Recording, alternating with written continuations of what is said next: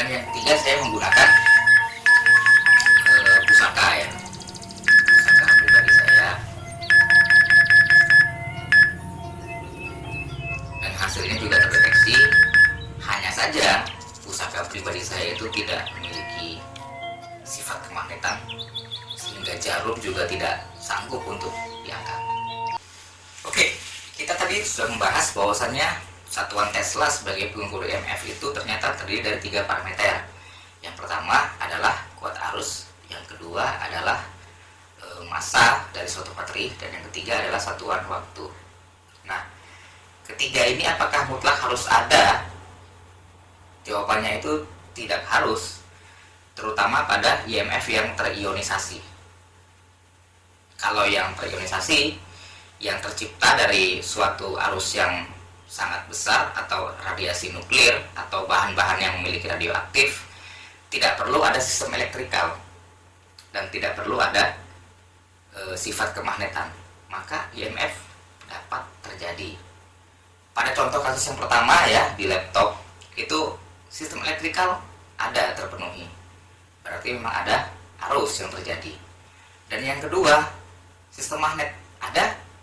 Pada speaker dari laptop tadi juga mengandung magnet ya. Nah, yang kedua, pada gunting yang memiliki magnet di ujungnya, jelas akan terjadi EMF karena ada medan magnet ya. Untuk percobaan ketiga ya, pada bilah pusaka, kita lihat bahwasannya pusaka tidak memiliki sistem elektronika. Dan yang kedua, setelah saya tes dengan jarum, bahkan jarum juga tidak bisa diangkat ya. Artinya pusaka saya itu memang tidak memiliki magnet. Jika tidak ada arus listrik, tidak ada sifat kemagnetan, maka yang ketiga ini kemungkinan bahwasanya pusaka tadi ternyata mengandung bahan radioaktif.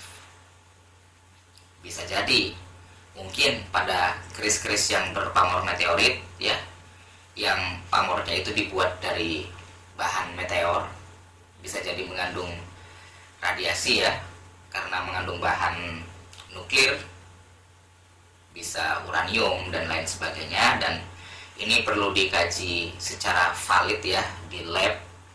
Dan yang perlu saya ingatkan bahwasanya handphone itu mendeteksi ada EMF atau tidak itu melalui di handphone ini ada speaker ya untuk menerima panggilan, juga ada alat antena yang berfungsi sebagai penangkap gelombang radio. Seperti kita ketahui, gelombang radio juga termasuk gelombang elektromagnetik dan termasuk juga EMF. Jadi handphone ini menggunakan dua ini. Kalau dikatakan handphone ini tidak mampu sama sekali untuk mendeteksi EMF, jawabannya ya salah.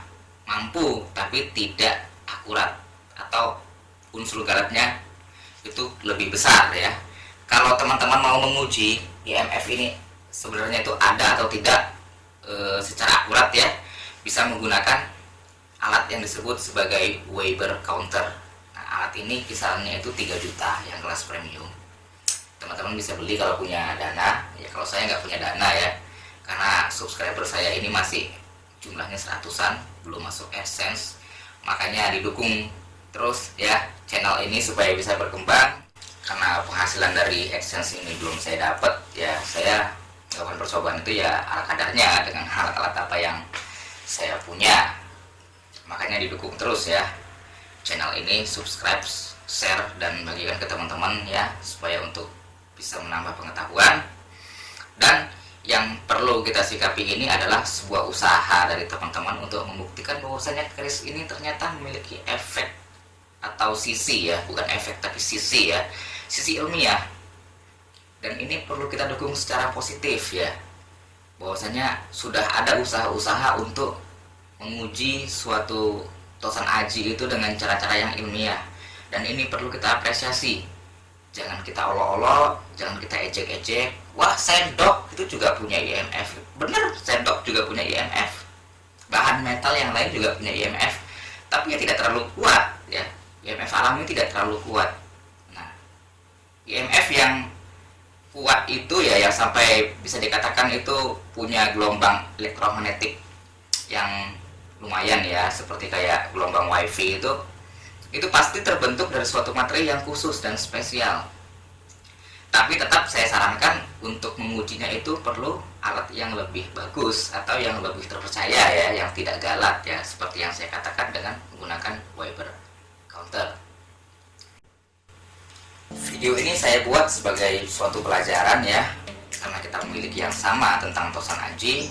Bagaimana caranya supaya Tosan Aji ini sifat klinik dan mistis ya, yang selama ini paradigmanya seperti itu bisa hilang dan dapat diterima di generasi milenial. Supaya apa? Supaya Tosan Aji ini tetap terjaga dan lestari budayanya.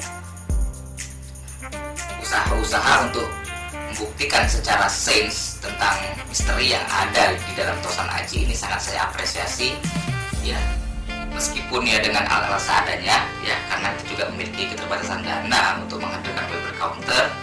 Tapi tetap apa yang dilakukan oleh teman-teman kita itu tetap harus kita apresiasi dengan positif dan harus tetap kita dukung. Mudah-mudahan video ini bermanfaat ya, penjelasannya cukup ringkas ya, dan mudah-mudahan ini